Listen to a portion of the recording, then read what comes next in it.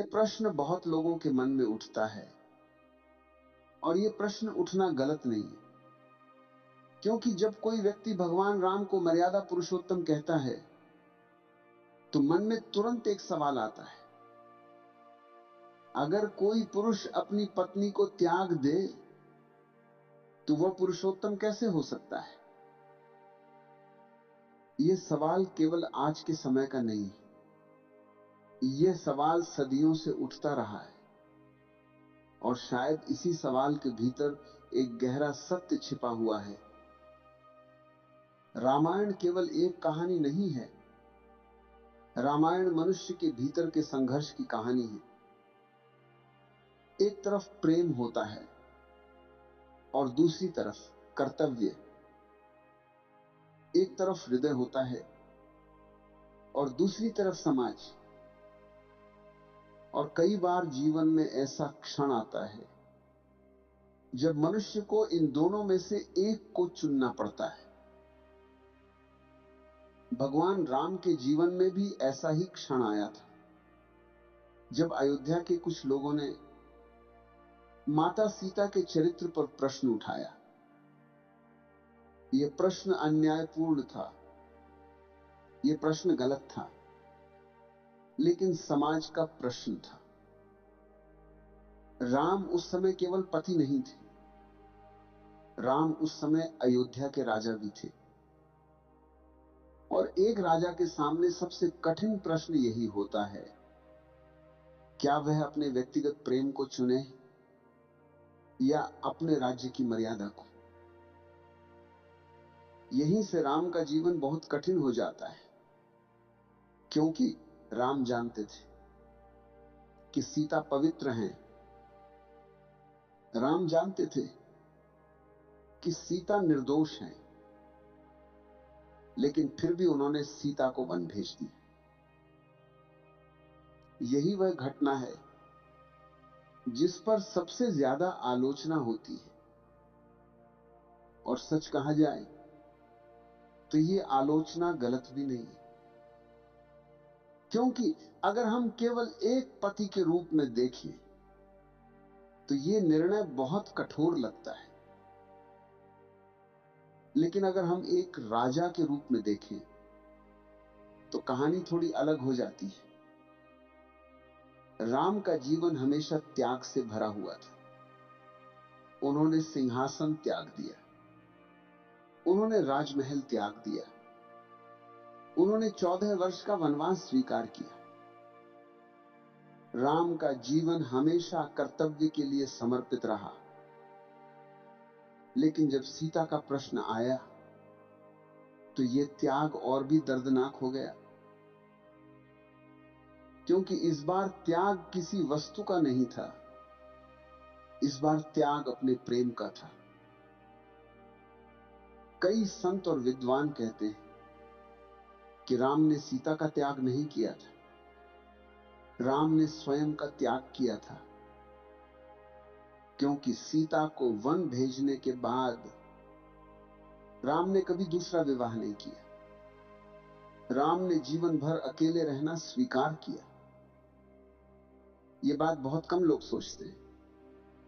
राम के लिए यह निर्णय भी उतना ही कष्टदायक था जितना सीता के लिए था। राम राजा थे, लेकिन भीतर से वे भी एक मनुष्य थे। एक ऐसा मनुष्य जो अपने कर्तव्य और अपने प्रेम के बीच फंस गया था।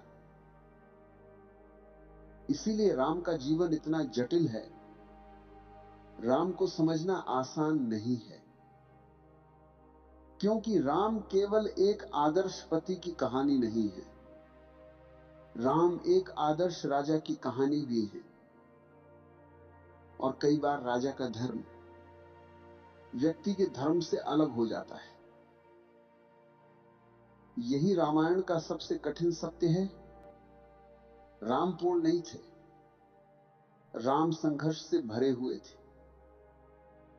और शायद इसी कारण राम इतने मानवीय लगते हैं, क्योंकि उनके जीवन में भी दर्द था, संघर्ष था और कठिन निर्णय थी।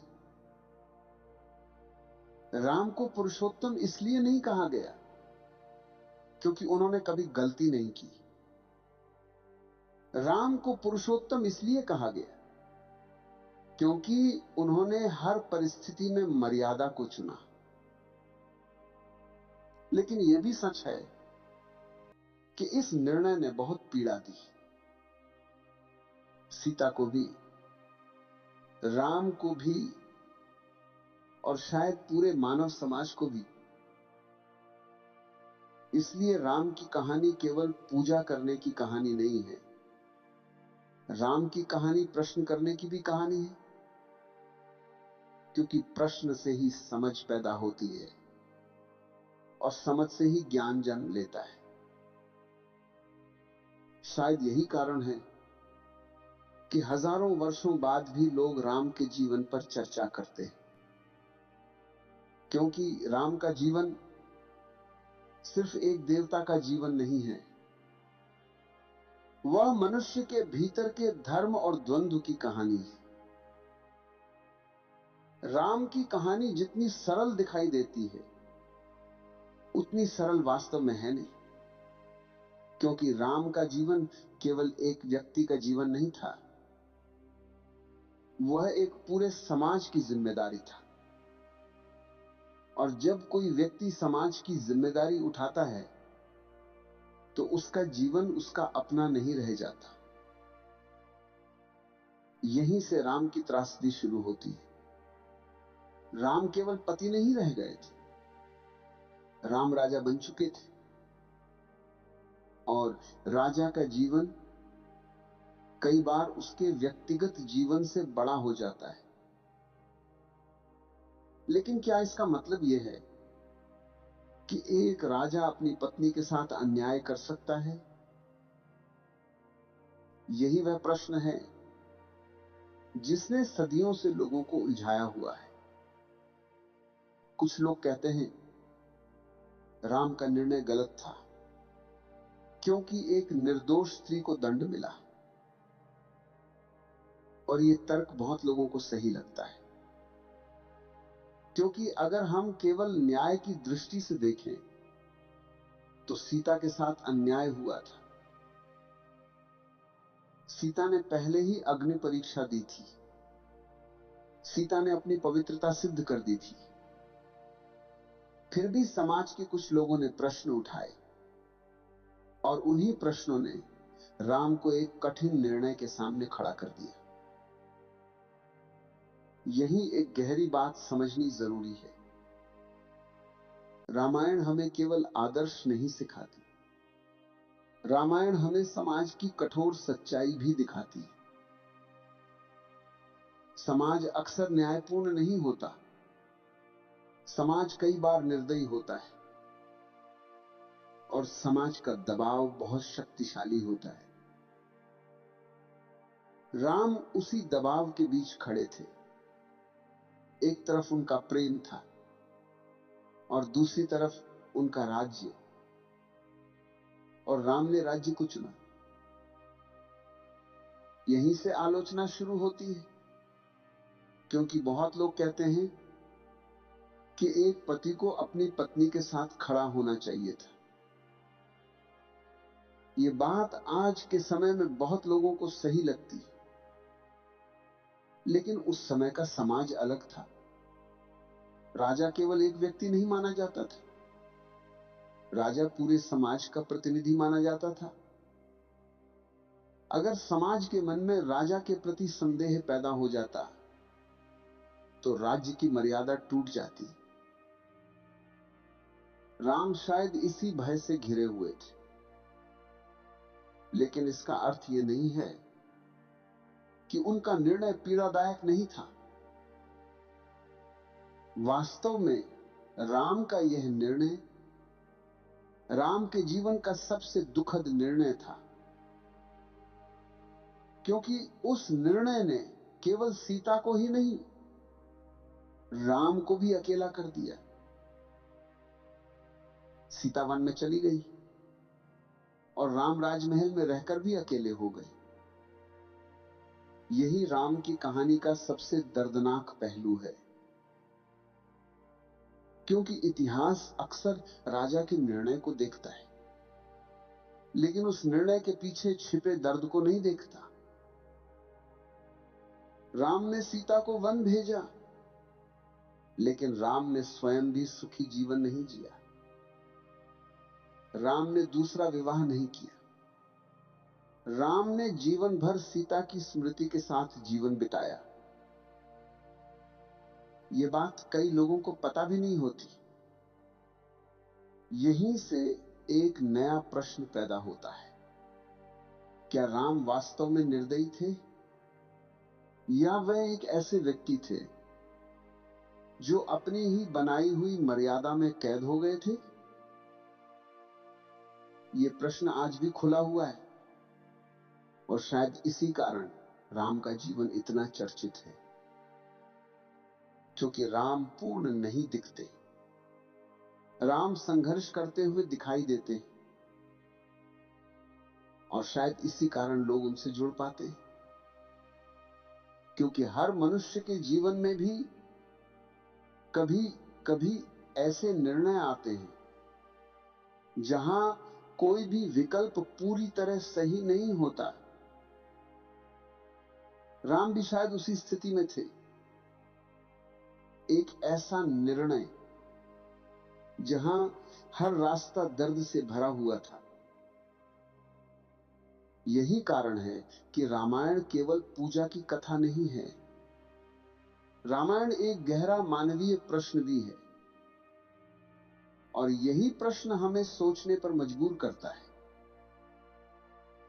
क्या आदर्श हमेशा न्यायपूर्ण होता है, या कई बार आदर्श भी किसी के दर्द पर खड़ा होता है? राम की कहानी को समझने के लिए एक और दृष्टिकोण से देखना जरूरी है। वह दृष्टिकोण है सीता का, क्योंकि रामायण केवल राम की कथा नहीं, रामायण सीता की भी कथा है। और अगर सीता के जीवन को ध्यान से देखा जाए तो यह कहानी और भी अधिक दर्दनाक दिखाई देती है। सीता एक राजकुमारी थी, मिथिला के राजा जनक की पुत्री। लेकिन विवाह के बाद उन्होंने राजमहल का सुख नहीं देखा। राम को वनवास मिला तो सीता ने बिना किसी शिकायत के वनवास स्वीकार कर लिया। उन्होंने कहा, जहां पति है वहीं मेरा घर है। यह प्रेम था, यह समर्पण था। लेकिन वनवास के दौरान ही सीता का जीवन एक और परीक्षा से गुजरा। रावण ने उनका अपहरण कर लिया और उन्हें लंका ले गया। सीता ने महीनों तक बंदी जीवन जिया, लेकिन उन्होंने अपने आत्मसम्मान को कभी नहीं छोड़ा। उन्होंने रावण के सामने झुकना स्वीकार नहीं किया। उन्होंने अपने प्रेम और अपने सत्य को पकड़े रखा। फिर राम ने रावण को पराजित किया और सीता को वापस लाए।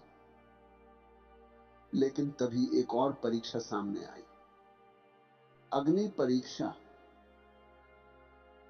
सीता को अपनी पवित्रता सिद्ध करनी पड़ी, और उन्होंने वह भी कर दिया। अब अगर कहानी यहीं समाप्त हो जाती तो शायद सब कुछ ठीक होता, लेकिन कहानी यहीं समाप्त नहीं हुई। अयोध्या लौटने के बाद समाज के कुछ लोगों ने फिर प्रश्न उठाए, और उन्हीं प्रश्नों ने सीता को दूसरी बार वन में भेज दिया। यहीं से सीता की पीड़ा सबसे गहरी हो जाती है, क्योंकि इस बार वह अकेली थी, गर्भवती थी, और वन में छोड़ दी गई। इस घटना को देखकर बहुत लोग कहते हैं कि यह सीता के साथ अन्याय था, और यह बात समझ में आती है। क्योंकि सीता ने जीवन भर त्याग किया, लेकिन उन्हें बदले में केवल पीड़ा मिली। फिर भी सीता ने शिकायत नहीं की। उन्होंने अपने जीवन को फिर से खड़ा किया। ऋषि वाल्मीकि के आश्रम में उन्होंने अपने पुत्रों लव और कुश को जन्म दिया और उन्हें महान योद्धा बनाया। यही सीता की महानता है। उन्होंने अपने दुख को कमजोरी नहीं बनने दिया, उन्होंने उसे शक्ति बना दिया। लेकिन कहानी का अंत और भी गहरा है। जब वर्षों बाद लव और कुश अयोध्या पहुंचे और राम के सामने सत्य प्रकट हुआ, तब राम ने सीता को वापस बुलाया। लेकिन इस बार सीता ने एक अलग निर्णय लिया। उन्होंने धरती माता को पुकारा और कहा, अगर मैं सदैव पवित्र रही हूं तो मुझे अपने भीतर समा लो। और उसी क्षण धरती फट गई और सीता उसमें समा गई। यह दृश्य रामायण का सबसे भावनात्मक क्षण है, क्योंकि यहां केवल एक स्त्री का अंत नहीं होता, यहां एक पूरे जीवन की पीड़ा समाप्त होती है। और यहीं से एक और प्रश्न जन्म लेता है, क्या सीता का जीवन त्याग की पराकाष्ठा था, या यह समाज की कठोरता का परिणाम था? शायद इस प्रश्न का उत्तर आसान नहीं है, लेकिन इतना निश्चित है कि सीता केवल एक पात्र नहीं है, सीता एक प्रतीक है, साहस का, धैर्य का और आत्मसम्मान का।